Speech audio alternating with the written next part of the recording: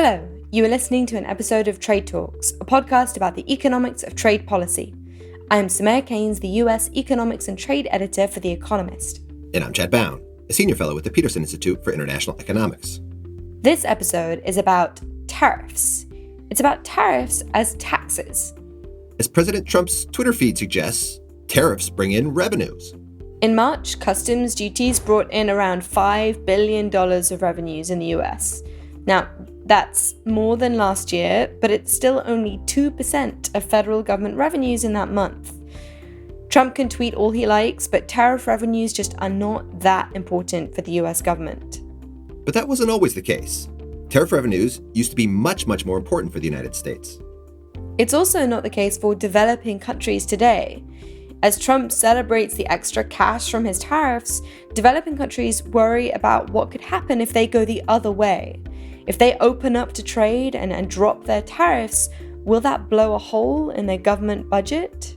To answer that question, I'll be speaking with Lucie Gadenne.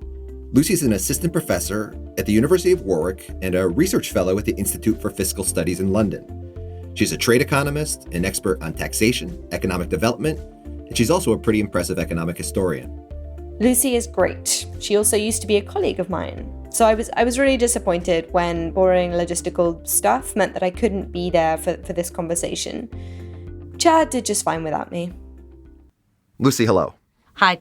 Okay, so the first thing that we want to do is to try to motivate why this issue matters. Why should people care about how it is that governments raise taxes? Yeah, so government use a lot of different taxes to raise their revenues. And how you tax matters for three main reasons. First, how you tax matters for who actually ends up paying taxes. So, there's a lot of talk about whether or not we should have a wealth tax. That's really debates on whether or not we should tax the rich more, because we think the wealth taxes are paid more by the rich. Then there's what we call efficiency consideration. That's the idea that taxes are going to distort what economic agents are doing. So, for example, if you tax labor income more, people may work less, and we know that's true, particularly for lower income people. And then finally, quite simply, some taxes are better than others at raising revenue. So some taxes are easier for firms or households to evade. There's debates of how you do corporate income tax in a way that prevents, Amazon from evading all of its taxes. So there's potential concerns about inequality. There's potential concerns about distorting economic behavior, making people produce or buy the not right amounts of things that they should be doing. And sometimes it's just administratively easier or difficult to collect certain types of tax. Yes. And those are kind of the three main reasons. Let's start with rich countries then. So rich countries today, where do they get most of their tax revenue from? A big bulk of that is income taxes. So whether, personal income, that's taxes paid by households, people like you and me, and then corporate income, that's taxes paid by firms. That's got to be over half of total tax revenues in rich countries, on average. And then the second biggest revenue raisers tend to be taxes on consumptions, which in most countries are value-added taxes. That's 30-40% of total government revenues. So one thing you haven't said is tariff revenue. So how big a deal is tariff revenue in total tax collections for rich countries? Not a big deal at all. It's tiny. So on average, I think if you take all rich countries together, they tax about 1% of their GDP in trade taxes, and for most of them, it's actually quite a lot less than that, which means that in terms of total tax revenues, it's peanuts. In rich countries, government could stop taxing trade today. It wouldn't make a big difference to their revenues. And so while countries don't actually have, for the most part, free trade, zero tariffs, the tariffs that, say, the United States actually imposes are relatively low. On average, they're about 3%. If those were cut from 3% on average all the way to zero, it wouldn't lead to a big huge hole in revenue for the United States. No, it really wouldn't. In rich countries, we tend to think governments have tariffs for reasons other than tax revenues because they want to protect certain industries, typically is. So let's talk a little bit more about tariffs. So why aren't tariffs a particularly popular way of raising revenue in rich countries? Out of all the taxes governments can levy, then one of the worst ones. So they distort a lot of things in the economy. First of all, when you have higher tariffs, you're going to decrease trade.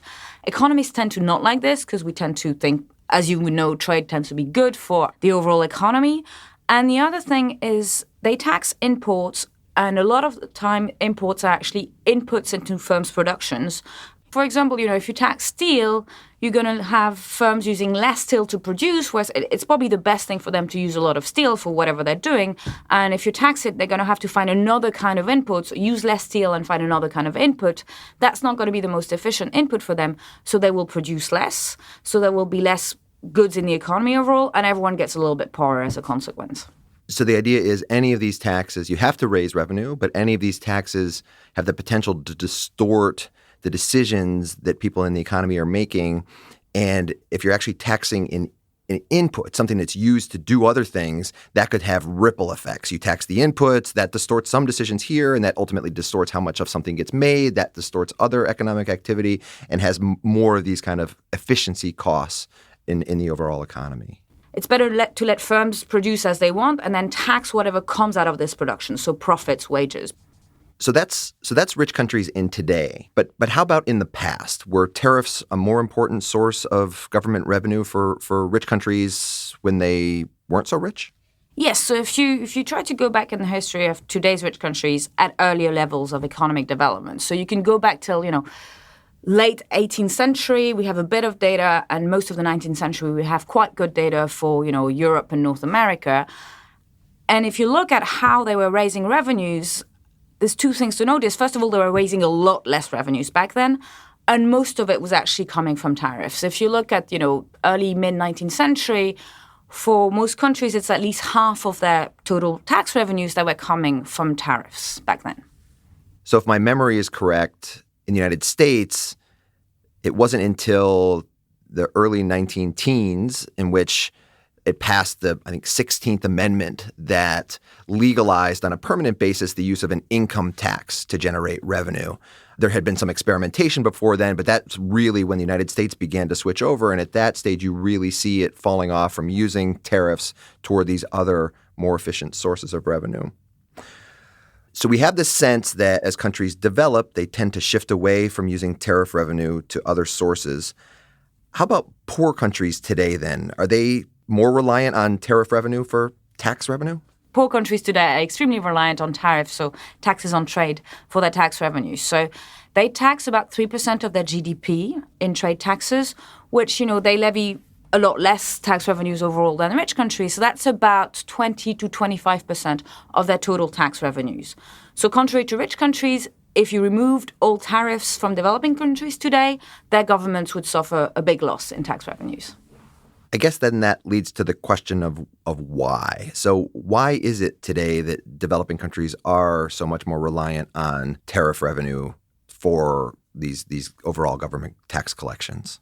Their economies are a lot more agricultural, and there are massive informal sectors. So informal sectors are just the parts of the economy that the government can't observe. And if the government can't observe certain types of transactions and incomes, it's not going to be able to tax them, which means that most developing countries today have things like income taxes and value-added taxes, but the base of these taxes, which is the overall economic activity that can be taxed with, for example, an income tax, are much smaller because the government observes very little of economic activity. Trade taxes, on the other hand, are fairly easy to levy because which come into the economy in a few big areas, your big city, your main ports, and typically are handled by a few big economic agents, a few firms. So it's fairly easy for governments to know where these firms are and to set up an administrative structure to tax part of the value away in tariffs. So the concern is that in a lot of these poorer countries, the agricultural sector may be just hundreds of thousands or millions of really small farmers. This informal sector is just really, really tiny companies or people that are doing individual things. And administratively, it's just really costly for the government to track any one of them down to be able to collect the taxes from them that they might owe.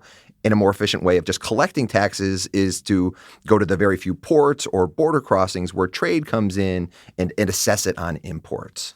Yes, and typically most governments try to get an idea of what's coming in and out of the country because there's regulations on currency and what kind of goods are allowed in the country. So governments are going to take a close look at imports anyway. So governments know about these flows anyways, so it's easier to tax them. If you think about the rest of the economy, that's not trade.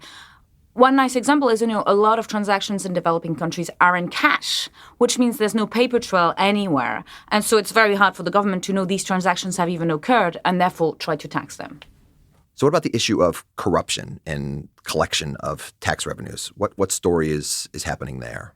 So we have a little bit of evidence, though not tons, that there is corruption in how taxes are collected, which means that, tax inspectors, when they're trying to get some households to pay their taxes, they may be also asking for some bribes, right? And that increases the overall cost of collecting taxes. However, it's not clear that some taxes are clearly better from a corruption perspective than others. So if you think of tariffs, in one way, it's good because you don't need a lot of agents and a lot of different levels of hierarchy to collect tariffs because it's all based in a few geographical areas. On the other hand, we're talking about a few large actors that have to pay the tariffs and a few tariff inspectors that have to collect them, so there's potentially more scope for collusion. Let's talk about some of your research, and in particular, your paper with Lucie Gadenne called Tax Revenues and the Fiscal Cost of Trade Liberalization 1792 to 2006. 1792 was a long time ago. It sounds like the paper looks at what happens to tax revenues when countries open up to trade. So presumably they lose tariff revenue. Is that right? Yes, that's right. If you look at the recent history of developing countries, so throughout the 80s and 90s, developing countries overall tended to open up to trade. But at the same time, we were seeing that tax revenues fall a little. So why is this a potential concern for developing countries, though? Opening up to trade is a good thing and will help these countries develop, achieve higher levels of economic development. But the tax part of it is a side effect that's attracted very little attention so far. And it's important because when we're talking tax revenues, we're talking about government's capacity to provide health and education services. So if one of the consequences of opening up to trade is governments have less revenues, that also means less revenues on the ground to pay your teachers, to pay your health workers, to pay your bureaucrats. So what is it specifically that you're going to investigate in your research here in this paper? So what we're interested in is what we call the fiscal cost of trade liberalization, which is what are the tax consequences of countries opening up to trade. And what we're interested in is understanding both what happened in the last 4 decades amongst developing countries and compare this experience to that of today's rich countries when they were developing countries in the 19th century. We know they also opened up to trade throughout the 19th and 20th century. And we're basically asking, did they experience a revenue loss at the same time? And how does this compare to what happens in developing countries today? So how did you do this? So what you need to do this is you need to have good data on both total tax revenues, so how much taxes governments are collecting in all these countries for as far back in time as you can, and also the amount of money they collected through tariffs, through trade taxes. For the contemporary period, the IMF does a very good job as collecting this data from various government institutes. For the historical period, you have to go back and use historical sources to try to get a picture of both total tax revenues and trade tax revenues. Basically, the late 18th century and the 19th century is reasonably well documented for a few large European countries. So France and the UK are the ones for which the data starts earliest. And then the United States, you actually also have data from the late 18th century. And gradually, as you go up in time, you start having more countries for which you can document things.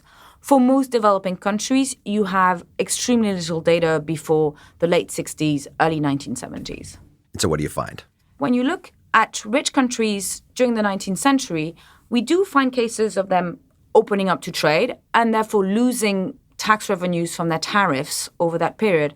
However, for most of them, this did not lead to a fiscal cost of trade liberalization in the sense that, their tariff revenues decreased, but their total tax revenues didn't fall because they found other ways to increase tax revenues. So they started levying an income tax, or they broadened the base of their existing income tax, or they introduced consumption taxes.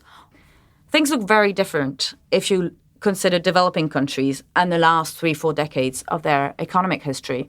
So for them overall, we find also a lot of cases of decreases in tariffs. But for a lot of them, this did lead to a fiscal cost in the sense that for roughly half of the countries for which we see an opening up to trade, we also see a decrease in their total tax revenues at the same time that lasts for at least 5 years.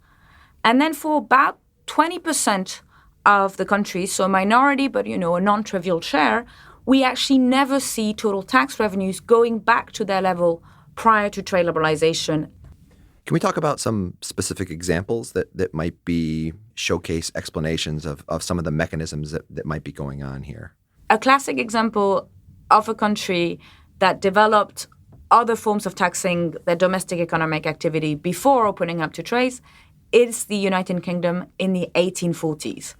Your listeners may be familiar with, the repeal of the Corn Laws, which happened in the 1840s in the UK, which is when the UK started decreasing their tariffs on agricultural inputs. And that was, is seen as the start of the free trade era in the United Kingdom. This actually happened after the UK formally introduced an income tax as a way to raise other sources of revenue. So just before lowering their tariffs, the UK actually reintroduced the income tax, which they had developed to finance their earlier Napoleonic wars. And this was explicitly seen as the solution to raise revenues if the government also wanted to tax trade less. So that's an example of a case in which we do see tariff revenues falling for the UK in this period, but we see total tax revenues both not falling and then gradually actually increasing in the UK's case. So tax revenue isn't the only thing that you look at in your research. How else did you examine this question? Fundamentally, the reason we care about this is, we think tax revenues are used for investments in human capital infrastructure, so health or education, that we think are important for economic development. So we care about tax revenues falling if it means government can spend less on these things. But governments could still spend the same amount, even though their tax revenues are falling, if they have other sources of revenues which are not tax, which could be aid, so foreign development aid, so this is rich countries giving or lending money to developing countries, or the revenues from the exploitation of natural resources or debt. So what we do in the paper is we also get data on total government expenditure. So this is total government spending. And we look at what happens to total government spending when there are episodes of trade liberalization. And overall, we find that government expenditures also fall in developing countries on average when there's trade liberalization, but by a bit less than tax revenues. So there's maybe been a bit of more aid to compensate for the fall in tax revenues, but it's not enough. So overall, there are less government revenues on the ground being used to finance government programs when there's trade liberalization.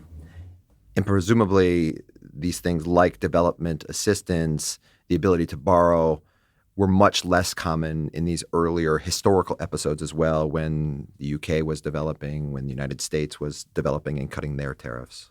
Yes, foreign development aid when the UK was opening up to trade was less of an issue because there was no rich countries to lend the UK money. However, there were other sources of government revenues that were non-tax, such as the exploitation of government monopolies. So government had monopolies on different types of production, and there was some revenues coming from that. Okay, so let's focus on the problems confronting developing countries then over the last couple of decades that have been cutting their tariffs and not having the tax revenue being replaced by other sources. Your paper doesn't look into the exact questions of why, but let's speculate a little bit. Why is it that we think that may not be happening? It looks like in developing countries, some of the opening up to trade happened before countries had developed this large administrative capacity to tax.